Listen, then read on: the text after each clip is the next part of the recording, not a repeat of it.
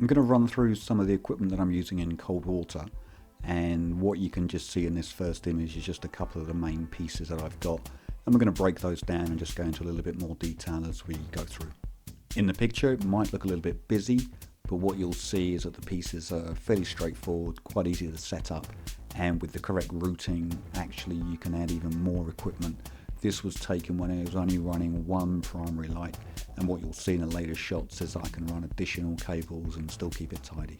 This is a typical view of what's running over the left hand shoulder. You can see a couple of lamps that are on the orange bolt snaps there, and then the key thing that's kind of just below the neck is the Growlmarine 12 volt regulator, which you'll see I can access with both hands, and that's controlling the power to the heating vest. This is the view from the back. You'll see there are 3 cables that are running up over the left hand shoulder. I've got one for a primary lamp, one for a video lamp, and a third one is for the heating vest itself. And then coming in a little bit on the right hand side is the oil inflation tube for the backup bladder that's in my Razor harness. This is now the view from the back. You'll see I've got 2 canisters. I'm lucky enough to have space on the back to fit them. The top canister you'll see has got 2 outputs. Each of those are running one of the 2 lamps that I'm wearing, and the bottom canister is dedicated to the heating system. I've chosen to use 2 canisters so that I have a little bit of redundancy, but also what I don't want to do is risk running out of battery for the heating system and get cold. Whereas if I'm running 2 lamps, I know that if I have a problem, I have obviously a second lamp, and of course I'm carrying additional lamps on me as well.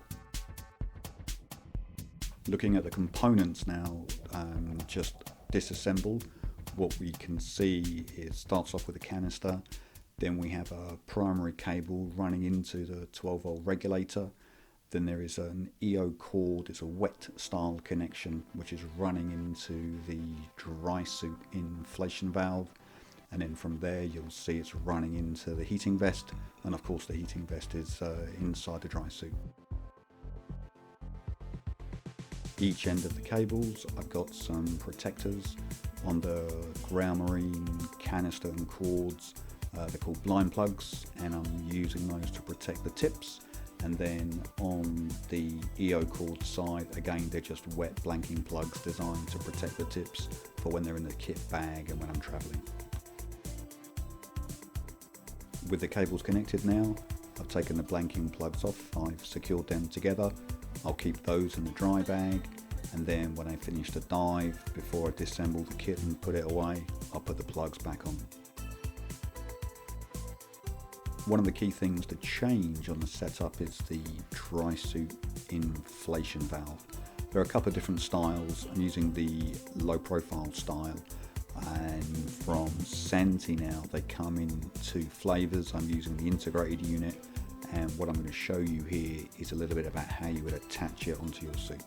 The valve itself has got a small rotating part which you need to adjust to allow for the inflation hose to come in, and what you'll see I'm doing is I'm having it pointing in the direction the inflation hose is, but giving me some leeway up and down just to allow for a more comfortable hose routing. Now we unscrew the valve of the existing suit, take away the old valve. The thermo valve just comes with a plate on the underside which we remove temporarily. Then we're going to unscrew the washer. Now we drop in the thermo valve, just routing the cord inside the suit. And then when it goes in, we just want to make sure that we get the correct orientation for the dry suit inflation valve.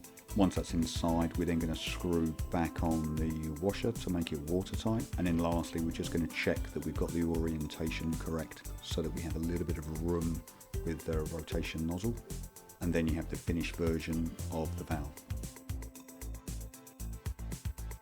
In these pictures, you'll just see a few close-ups of the canisters now and the cords that come out of them, and just how I've routed them up the inside of the harness. Here we have some shots of the left-hand shoulder, and what you'll see now is I'm using some bicycle inner tube to secure the hoses, and then you can see the order that I've run the cables in with the video lamp and the primary light.